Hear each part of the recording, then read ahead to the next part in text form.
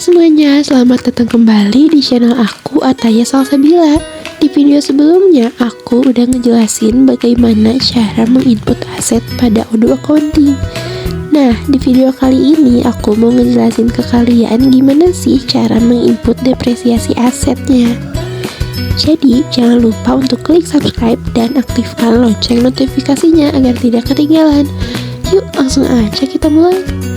Nah, tapi sebelum lanjut ke caranya, aku mau jelasin dulu nih ke kalian apa sih itu depresiasi aset.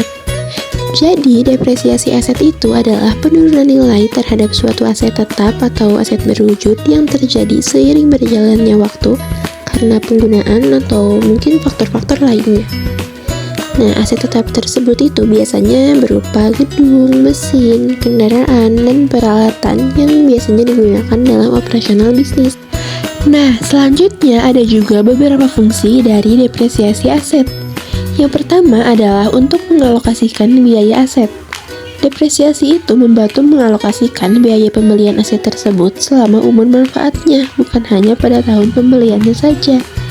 Ini memberikan gambaran yang lebih realistis tentang keuntungan perusahaan setiap tahunnya. Lalu yang kedua adalah untuk menyesuaikan nilai buku. Depresiasi mengurangi nilai tercatatnya atau nilai buku aset di neraca perusahaan secara bertahap. Ini itu membuat laporan keuangan lebih akurat dan mencerminkan nilai aset yang sebenarnya. Dan yang ketiga adalah untuk penghematan pajak. Biaya depresiasi dapat dikurangkan dari pendapatan kena pajak perusahaan. Ini dapat mengurangi kewajiban pajak yang harus dibayar, sehingga memberikan manfaat pajak bagi perusahaan. Nah, secara keseluruhan, depresiasi itu tidak hanya menggambarkan penurunan nilai aset saja, tapi juga mencerminkan pengaruhnya terhadap laporan keuangan dan pengelolaan pajak perusahaan. Nah, sekarang kita akan lanjut ke caranya. Gimana sih cara menginput depresiasi aset pada Odoo Accounting itu? Caranya itu, yang pertama kita ke menu accounting, lalu kita klik aset dan kita klik new. Nah, di asset name atau nama aset kita ketik office building.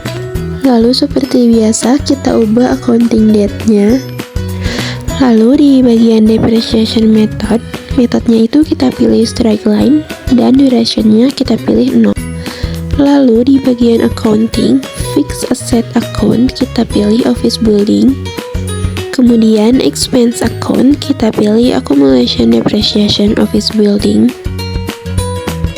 Lalu untuk jurnalnya kita akan buat baru. Caranya search more dan klik new. Journal name atau nama jurnal kita ketik dengan other operative. Untuk type dan shortcut kita sesuaikan aja. Setelah itu kita klik confirm. Nah, lalu akan muncul otomatis deh di sini. Nah, jadi itu tadi penjelasan dan tutorial dari aku mengenai cara menginput depresiasi aset. Jadi, kalian jangan lupa untuk klik subscribe dan aktifkan lonceng notifikasinya agar tidak ketinggalan video-video berikutnya. Terima kasih sudah menonton dan sampai jumpa di video berikutnya.